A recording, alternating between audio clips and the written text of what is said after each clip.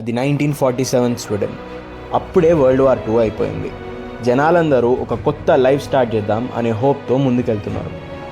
అలా ఆ జనాలందరి మధ్యలో ఒక్క వ్యక్తి మాత్రం ఏదో గట్టిగా సాధించాలి అనే తపనతో ఉన్నాడు. మార్కెట్లో ఒక గ్యాప్ అబ్జర్వ్ చేశాడు. అతని ఆలోచన ఫ్యాషన్ ఇండస్ట్రీనే మార్చేసింది. అతని పేరు ఎర్లింగ్ పర్సన్.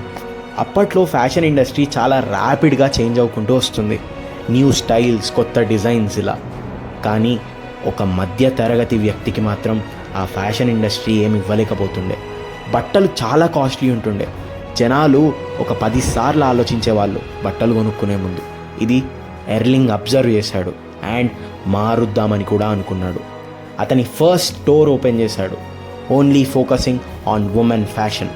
అయితే ఆ స్టోర్ పేరు కూడా చాలా స్ట్రాటజిక్గా పెట్టాడు, హెన్నిస్. స్వీడిష్లో దాని అర్థం for her.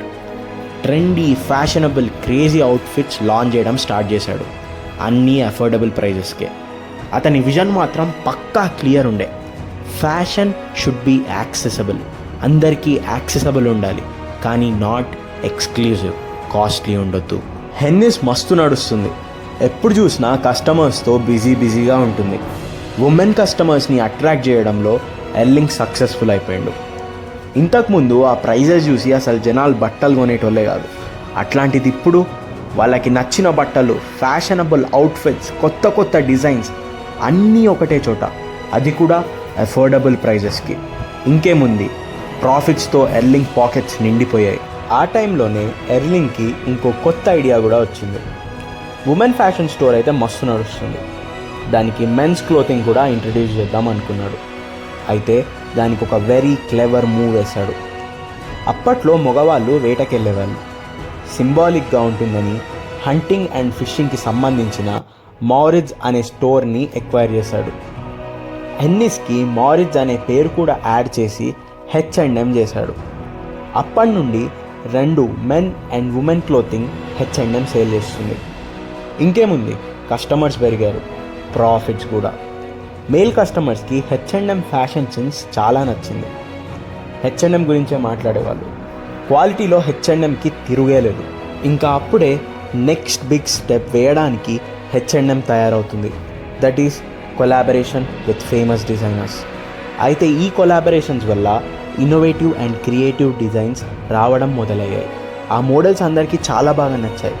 Everyone loved H&M's clothing ఈ టైంలో. ఇంకా ఇదే కరెక్ట్ టైం అనుకుంది. గ్లోబల్ ఎక్స్పాన్షన్కి H&M సిద్ధమైంది. లండన్, న్యూయార్క్, టోక్యోలో స్టోర్స్ ఓపెన్ చేశారు. ఆ ప్లేసెస్కి తగినట్టు డిజైన్స్ కూడా యూనిక్గా క్రియేట్ చేయడం స్టార్ట్ చేశారు. అన్ని చోట్ల H&M చాలా పెద్ద హిట్ అయ్యింది. కానీ అప్పుడే ఒక పెద్ద ప్రాబ్లం వచ్చింది. H&Mకి ఎప్పుడు ఓన్ ప్రొడక్షన్ అంటూ ఏమీ లేదు. వాళ్ళ డిజైన్స్ని ఎక్స్టర్నల్ సప్లయర్స్కి ఇచ్చి వాళ్ళతో ప్రోడక్ట్స్ చేపించేది అండ్ వాటినే స్టోర్లో పెట్టి సేల్ చేసేది. ఫర్ ఎగ్జాంపుల్, H&M దగ్గర ఒక మంచి షర్ట్ మోడల్ ఉంది, అది టైలర్కి ఇచ్చి 5 రూపీస్తో స్టిచ్చింగ్ చేపించేది అండ్ అదే షర్ట్ని H&M స్టోర్లో పెట్టి 20 రూపీస్కి సేల్ చేసేది. ఇలా ప్రాఫిట్స్ కూడా ఎర్న్ చేసేది. అయితే ఆ ఎక్స్టర్నల్ సప్లయర్స్, మన ఎగ్జాంపుల్లో టైలర్, ఒక స్టేజ్లో క్వాలిటీని రీచ్ అవ్వలేకపోయారు అండ్ కోర్ ఎథిక్స్ అండ్ మోరల్స్ని కూడా మెయింటైన్ చేయడంలో ఫెయిల్ అయిపోయారు. H&Mకి కూడా డిమాండ్ ఎక్కువ ఉండడం వల్ల వాళ్ళ క్వాలిటీని మేనేజ్ చేయడంలో చాలా కష్టమైపోయింది. లోవర్ క్వాలిటీ క్లోతింగ్ వల్ల కస్టమర్స్ నుండి గట్టి బ్యాక్లాష్ వచ్చింది. కొత్త డిజైన్స్ కొనడంలో ఎవరు ఇంట్రెస్ట్ చూపించలేదు.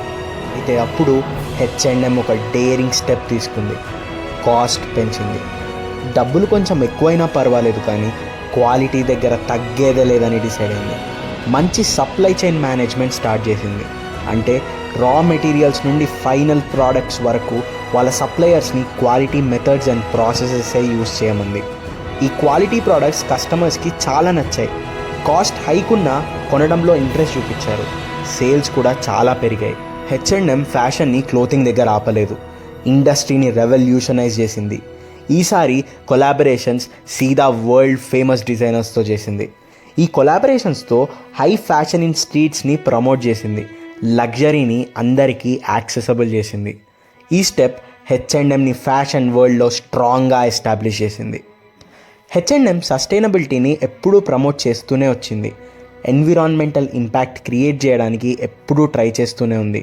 By recycling and eco friendly fashion. ఇలా H&M ఒక పెద్ద బ్రాండ్ అయింది. Thanks for watching.